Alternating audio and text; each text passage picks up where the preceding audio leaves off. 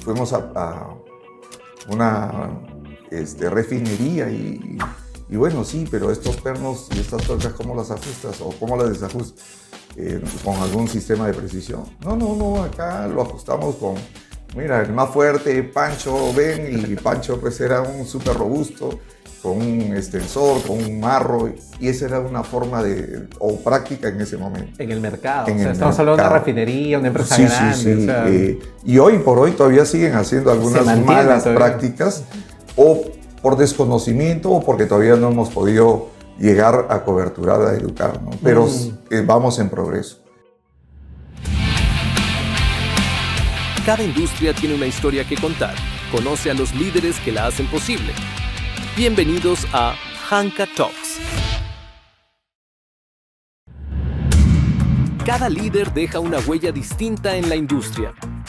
La de José Antonio Meoño se ha construido a través de más de 3 décadas impulsando negocios, formando equipos de alto desempeño y enfrentando grandes retos comerciales. Al frente de Hightorque en el Perú, desde hace más de 15 años, ha convertido la innovación y el liderazgo en parte de su legado. Esta es su historia. Bienvenidos, hoy estamos con José Antonio Meoño, representante de Hightorque Perú. José Antonio, bienvenido. Muchas gracias, Juan, por la invitación. José Antonio, cuéntanos un poco cómo ha sido tomar la posta de Hightorque, una empresa internacional reconocida a nivel mundial, que hasta la fecha ya la vienes manejando 16 años. Bueno, ha sido todo un reto y la verdad una experiencia interesante. Entrar al mundo de la industria, sobre todo el sector B2B, es bastante complejo y sobre todo los ciclos comerciales son más largos. Claro, es otro rubro totalmente. Es otro sector. El sector, vamos a decir, B2C es mucho más dinámico, mucho más rápido. El B2B tiene un ciclo de venta o de concretarse más largo. Claro, son 16 años que ya estás representando a Hightorque en Perú. ¿Cómo viste esta oportunidad de tomar esta representación en su momento? Bueno, 15 años realmente cumple Hightorque Perú. El primer año, el primer periodo, estuve como country manager y bueno, se dio la oportunidad, el sueño americano acá en Perú y así fue como empezó, ¿no? La propuesta vino del mismo fundador, John Juncker, el cual obviamente seguimos acá. Claro. Hightorque es una empresa que está en muchos países industriales en el cual su principal enfoque son la precisión de ajuste de pernos, me comentabas. Exactamente, es una marca global, tiene más de 50 años en el mercado. En la industria se dan dos fenómenos bien marcados, o se suelda, que es lo que va a estar fijo, y si se va a ajustar es porque va a tener mantenimiento. Ahí es donde Hightorque es el especialista en el sector industrial. Qué buena forma de enfocarlo, ¿no? O sea, si se suelda es porque es una pieza que, bueno, ya tiene un enfoque, tiene una característica, pero si se va a ajustar es porque tiene que tener un mantenimiento, digamos, ¿no? Y es el tema de la gran industria donde ustedes están. Así es, en la industria pesada básicamente hay que hacer mantenimientos preventivos, correctivos, y eso hay que desmontar y volver a hacer ese ensamblaje, o van a sufrir mantenimientos preventivos o correctivos para un buen uso del equipo, ¿no? Claro. ¿Y cómo has visto la evolución del mercado peruano? Porque claro, digamos, comparado con otros países industrialmente hablando, no estamos todavía tan organizados. ¿Cómo has visto este cambio en el mercado peruano con una industria que viene con un concepto americano, digamos? Bueno, realmente el mercado todavía está en evolución. Ah, Si bien es cierto, Perú es un país con atractivo minero, pero sin embargo todavía estamos, considero yo, en una etapa de desarrollo. aprendiendo, digamos. Aprendiendo. Por ejemplo, sin ir muy lejos, Chile nos lleva cierta ventaja, pero hemos aprendido también de ellos, ¿no? Claro. Y ese es un gran mérito como país y como, bueno, como empresarios. ¿Qué diferente hay, digamos, en esta parte que tú comentas, Chile, que está más preparado versus Perú? ¿Es mucha la diferencia? ¿Hemos aprendido y hemos acortado esa diferencia en los últimos años? Mira, en su momento, hace 15, 16 años cuando empezamos, era muy notoria la diferencia, el desfase que teníamos de tecnología, de experiencia, de expertise. Pero bueno, en los últimos años se han ido recortando de manera favorable para la industria nuestra como en algún momento siempre lo digo, ¿no? Somos muy buenos emprendedores y somos muy buenos sorprendedores también, porque comenzamos a copiar bastante rápido, ¿no? Y aprender de las buenas experiencias y buenas prácticas que han venido otros ingenieros al mercado. Claro, digamos que el empresario peruano, al tener esta entrada del mercado chileno, al querer invertir de repente acá o traer a estos ingenieros o productos, hemos sabido acoplar ciertas cosas. Exactamente. Por ejemplo, ¿no? Hoy en día las exigencias y las normativas que vienen las empresas a operar acá y buscan también partner que estén homologados o certificados. Eso hace de que te exija a que tú también entres en esa cadena de valor. Mejoramos el estándar. Mejorar el estándar, ¿no? Claro. Y eso es bueno porque eso genera una suerte de competencia saludable, exige a que más profesionales haya con mejor cualificación, y eso hace muy bien hoy en día esa posición ya no tan distante como la teníamos hace 20 años con Chile, ¿no? Justo te iba a comentar eso es el escenario de ahora, digamos, ¿no? Pero ¿cómo era el escenario de meter al mercado un producto americano hace 15 años? Bueno, hay muchas experiencias, inclusive de cosas que cuando le hablabas de torque, de ajustes, y te decían, sí, bueno, acá lo ajustamos. De manera anecdótica decía, y fuimos a una refinería y bueno, sí, pero estos pernos y estas tuercas, ¿cómo las ajustas o cómo las desajustas? ¿Con algún sistema de precisión? No, acá lo ajustamos con, mira, el más fuerte, Pancho, ven, y Pancho pues era un súper robusto, con un extensor, con un marro, y esa era una forma o práctica en ese momento. En el mercado, estamos hablando de una refinería, una empresa grande. Sí. O sea, y hoy por hoy todavía siguen haciendo algunas malas prácticas, o por desconocimiento, o porque todavía no hemos podido llegar a coberturar, a educar, ¿no? Pero vamos en progreso. O sea, qué bueno que haya también un trabajo de educar al empresario, ¿no?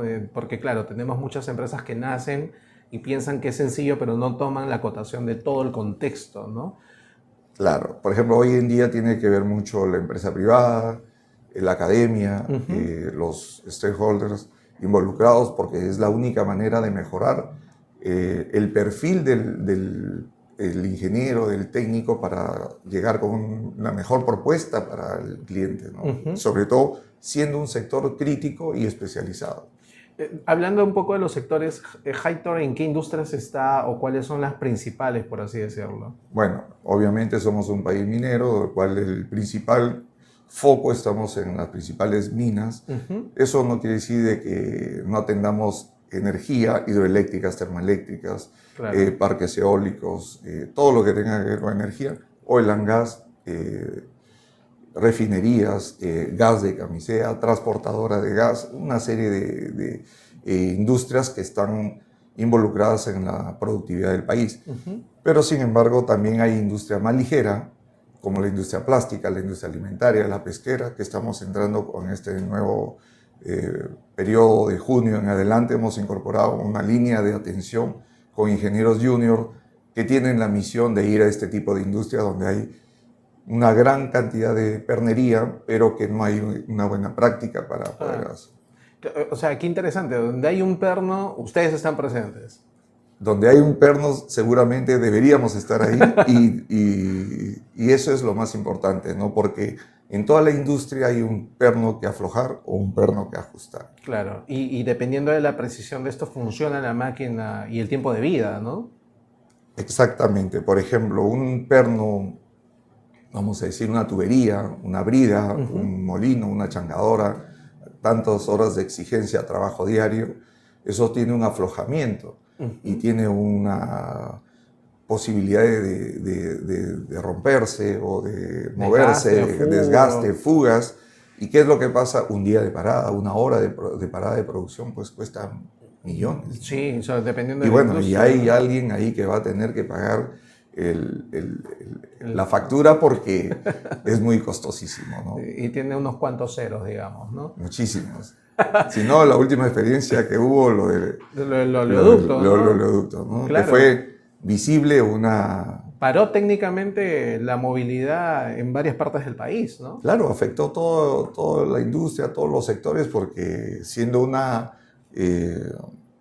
industria crítica, el tema se vio agudizado porque no se previó o no se llegó a hacer a tiempo estas correcciones. Pero bueno, gracias a Dios, como vuelvo a decir, hay buenos ingenieros, buenos técnicos y todos de algún modo nos involucramos para poder gestionar esa situación de crisis. Qué bueno que nombres esto porque se tiene en muchas referencias un ajuste de brida a varias personas golpeando una especie de metal para poder ajustar. Y esto se puede solucionar con las máquinas o el servicio que ustedes brindan, digamos, ¿no? Claro, el fabricante diseña un tipo de ajuste entendiendo la criticidad del fluido o los productos que van a ser procesados. Claro. Entonces, la exigencia es tanto que puede tener un aflojamiento. Y si no está bien ajustado con equipos o herramientas de precisión, ¿qué es lo que va a pasar?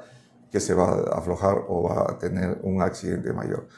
Y por lo consiguiente, una pérdida de producción.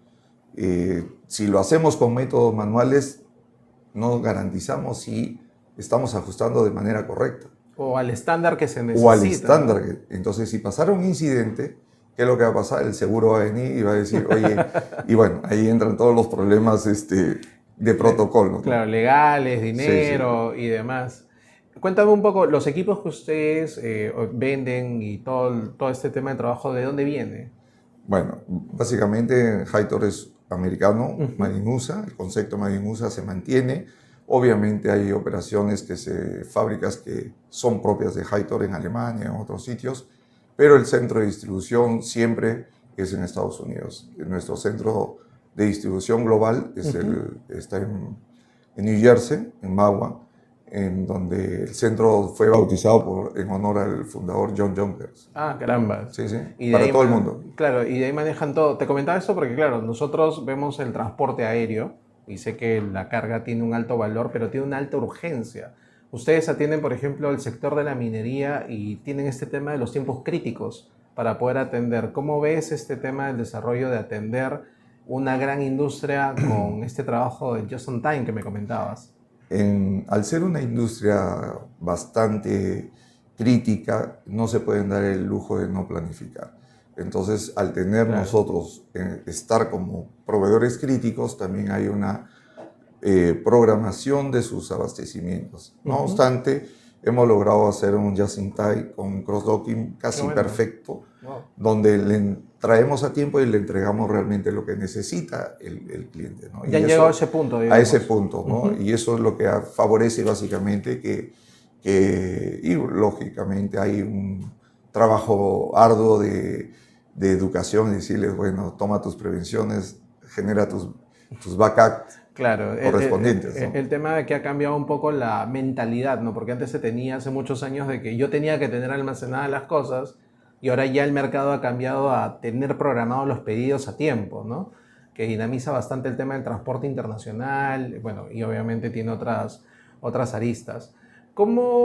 Hablando un poco ya en paréntesis, ¿cómo les ha afectado este tema del transporte aéreo, la alza de combustibles? ¿Les choca totalmente a ustedes estos conflictos?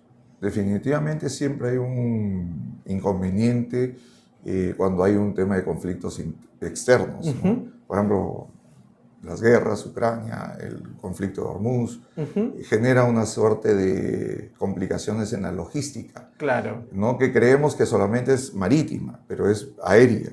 También se complica porque al no poder traer la gente de manera habitual, vía marítima, tiene que ver obligado a recurrir a utilizar... Aumenta la demanda y aumenta el precio. Entonces eso genera una suerte de complicación, de retraso, que no lo puedes predecir cuánto tiempo va a durar.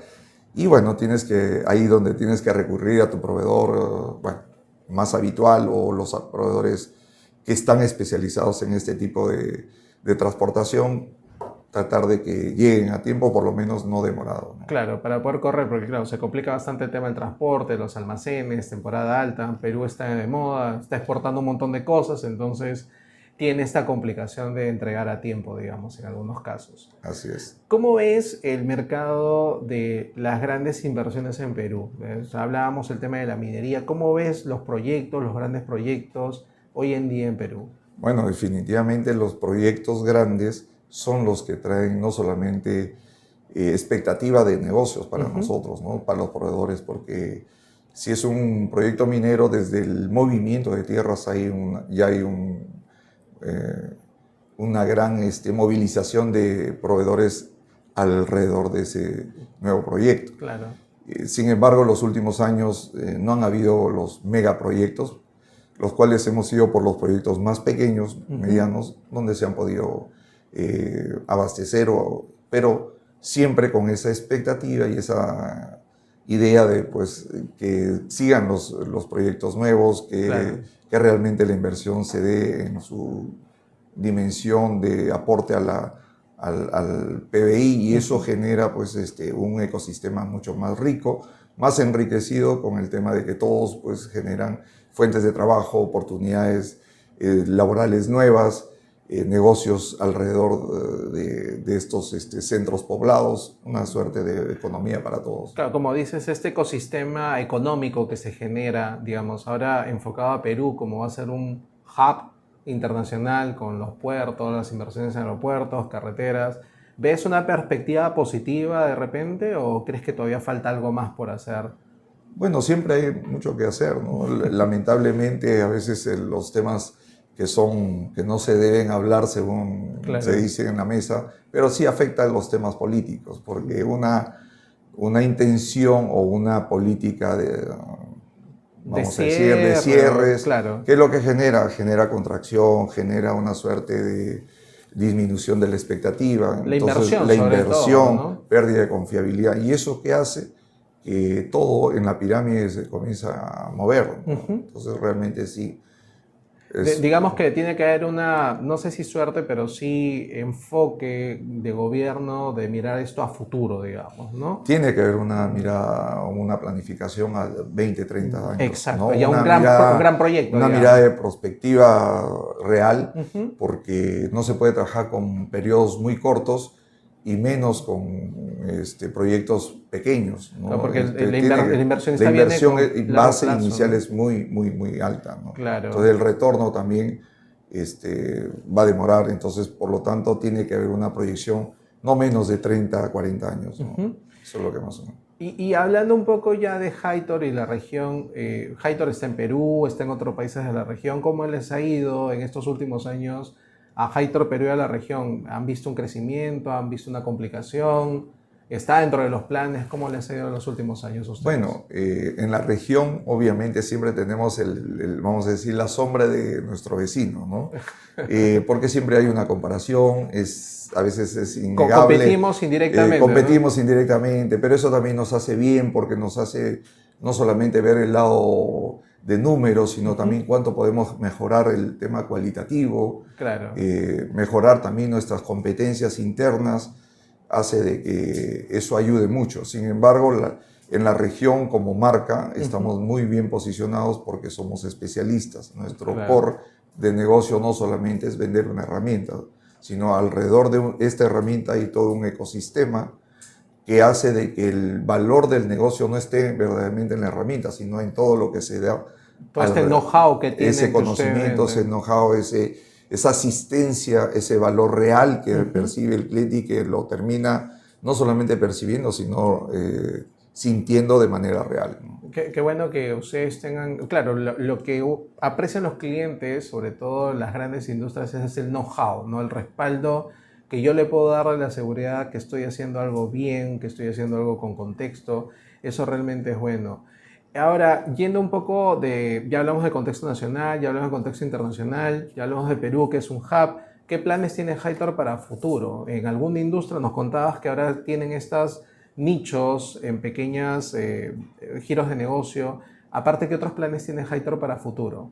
Bueno, definitivamente seguir consolidando el posicionamiento, extendiéndonos en los sectores industriales de menor llegada por cuestiones estratégicas, Obviamente siempre es un Pareto natural, el 80% de tus ventas tienen que estar en la concentración del 20% de tus clientes más importantes, ¿no? Eso es lo que siempre recomienda la parte metodológica, pero sin embargo hay mucho que crecer en industria ligeras y sobre todo hay un espacio donde puedes tú ir incorporando en la medida en que vaya viéndose más formativo, más educación, más cultura de las buenas prácticas y sobre todo el bienestar que genera una inversión constante en el país, genera también una industria más competitiva. Claro. Bueno, es bueno, ¿no? Ustedes están en industrias claves, ¿no? La industria eólica, la industria termoeléctrica, petróleo.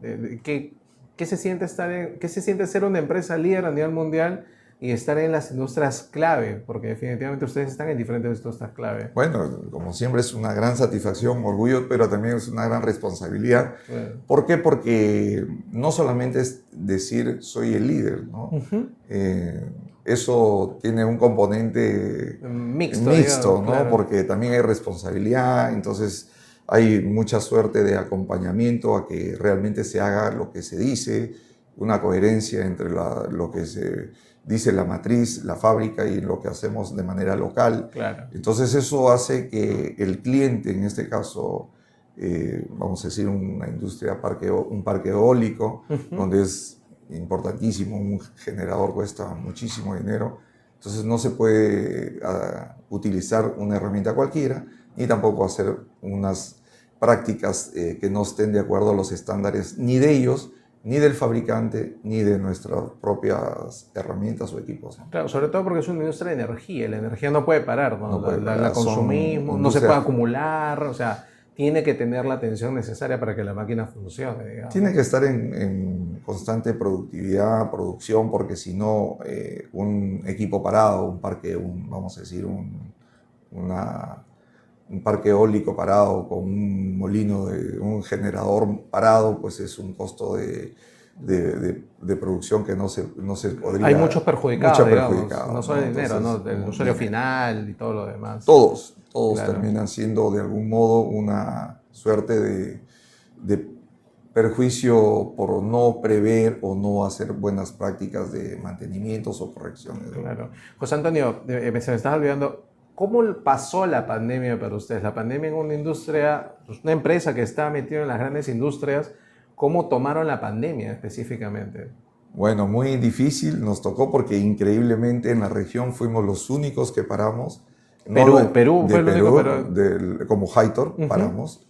No lo podían creer, la matriz decía, somos una empresa que estamos en la línea crítica de la... Claro, sí. Pero sin embargo, pues no, por políticas gubernamentales o malas decisiones o desconocimiento en ese momento, ¿qué pasó? O sea, nos retuvieron prácticamente casi 5 o 6 meses, lo cual hizo que el volver a empezar de nuevo en una atención con otra normalidad, un sistema que no conocíamos de prevención, tener equipos parados en cuarentena cuando era...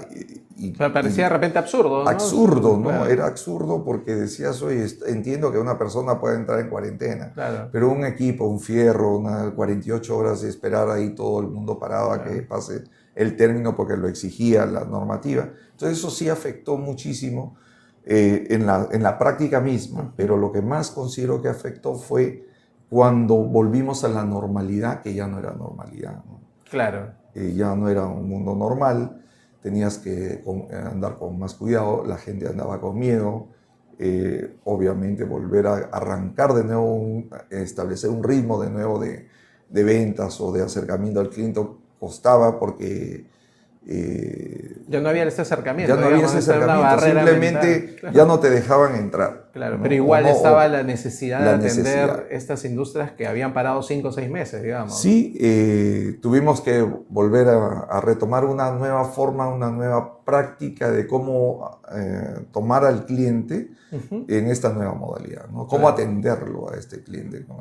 Definitivamente no había los espacios de poder atenderlo personalmente o face to face, pero se creó otras modalidades de atención. La virtualidad, una serie de cosas más. Las capacitaciones tuvimos que darlas virtuales, casi todo, ¿no? Bueno, ya ha cambiado varias prácticas, digamos, en el mercado que hasta ahorita ya no han regresado, digamos, ¿no? Entonces, ha sido bueno, hay que verlo cómo va con el tiempo, pero sí, era importante ver el tema de la pandemia porque, claro, en las industrias críticas como la de ustedes que atienden energía, sí, me imagino que tuvieron que acoplarse dentro de lo que podían para poder atender a los clientes.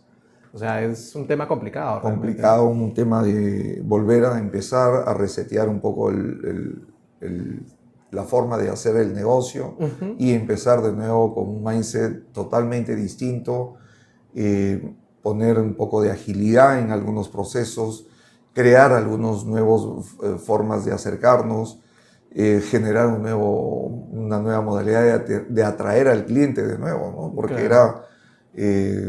pues con esto de las precauciones o prevenciones de no contagiarse, pues hicieron que muchas operaciones los hiciéramos prácticamente sin conocerte face to face, ¿no? Lo que sucedía realmente. Claro. Hablando un poco del mindset del mercado o del perfil que tienen que tener, ¿cuánto nos falta todavía entender de qué es lo que realmente requiere la industria acá en Perú? ¿Crees que ya estamos encaminados? ¿Falta mucho? Estamos encaminados. Tampoco no quiero ser tan crítico, ¿no? Porque sí, efectivamente estamos encaminados. La academia, las universidades están haciendo sus esfuerzos. Las empresas como nosotros están haciendo también un acercamiento a sectores académicos, los semilleros que yo le llamo, ¿no? Claro. Ir a las universidades, ir a los institutos, estar en contacto. Ya están enfocados en estamos esa parte. enfocando a educar. Y por otro lado, reeducar a los que ya están en actividad, porque claro, educamos a los que recién van a conocer nuestros... Claro, pero el que tiene el mal hábito. Pero el que tiene mal hábito hay que resetearlo y reeducarlo, ¿no? Es la parte más difícil, me imagino. Más difícil porque pues, la cultura nuestra es resistente, renuente, pero el perfil nuestro claro, es...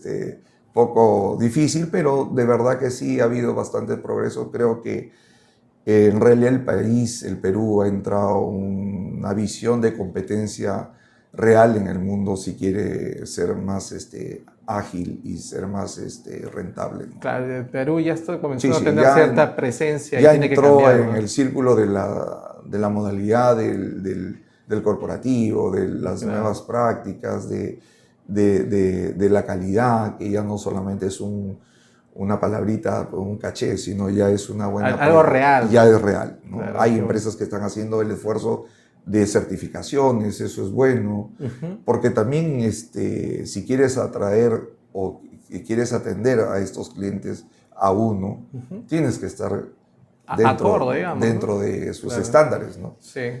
Así es. José Antonio, ¿qué cambiaría si tuvieras que regresar hace 15 años y te dirían, tienes que empezar de nuevo? Difícil. Nos ha pasado muchas cosas en estos 15 años. Claro. Obviamente siempre a manera de broma dices, no volvería a empezar o empezaría quizás de otra forma, ¿no? Pero no hay receta, no hay fórmula perfecta ni recetario que te diga, así se hacen los negocios. Claro. El aprendizaje es a diario, es día a día. Cada mes cierras el mes y vuelves a empezar al día siguiente un nuevo mes, un nuevo reto. Entonces yo creo que eso hace de que el aprendizaje sea constante, la expectativa siempre se mantenga en esa dinámica de positivismo y sobre todo, más que no querer hacer o no volver a hacer empresa, creo que empezaría a hacer las cosas de manera correcta desde el día cero. Claro, uno se vuelve estratega conforme pasa el tiempo, ¿no? Que al principio no ves estrategia, ves ventas, querer subsistir, querer sobrevivir, querer facturar. Y ese olfato querer hacer que cubrir tus pagos, tus situaciones, compromisos que se presentan de cuando empiezas recién, ¿no? Pero en la medida en que vas pasando los años, tienes que ir organizando, tienes que construir una organización que sea capaz de ser sostenible en el tiempo. Claro. Y si sucediera otra eventualidad tipo pandemia o otra que nadie está libre, seguramente ya te agarra de otra forma, ¿no? Ya te toma de otra Estás forma. preparado para eso. Más preparado. Claro, ¿no? Dice siempre que nadie está preparado para lo que viene, pero te robustece más cada aprendizaje, cada golpe, cada situación difícil, hace que tú tengas una expertise distinto, que tengas una visión distinta, también precaución y sobre todo lo que hace válido ahí es el grupo de trabajo, el equipo de trabajo que es muy importante, el grupo humano que te sigue. El talento humano alrededor tuyo va a ser de que tal vez no ganes el partido, pero tampoco lo pierdas. Por lo menos batalla, lo empates. Claro, definitivamente es algo rescatable. Llevándolo al mundo futbolístico. Sí. José Antonio, de verdad, nosotros, ha sido un gusto poder tenerte acá en la entrevista. Nosotros trabajamos con ustedes bastantes años, pero ha sido más agradable poder aprender qué hay atrás de Heitor, la persona que lo dirige, la visión que tiene. De verdad es agradable encontrar a un empresario que tiene una visión, tiene claro qué es lo que quiere. Espero que puedan conseguir esto en el corto plazo. Te agradezco bastante el tiempo acá en la entrevista. No, a ustedes por darnos estos espacios tan importantes de salir un poquito de nuestro día a día, de nuestra trinchera, de nuestra forma de vivir el día a día, a mostrarnos un poco el lado no solamente duro de empresa, sino también el lado humano, quienes estamos detrás de esta operación haciendo posible un mejor espacio en la industria en el país. Sí, no, de verdad, espero poder contar contigo adelante. Muchísimas gracias. Con gusto, gracias.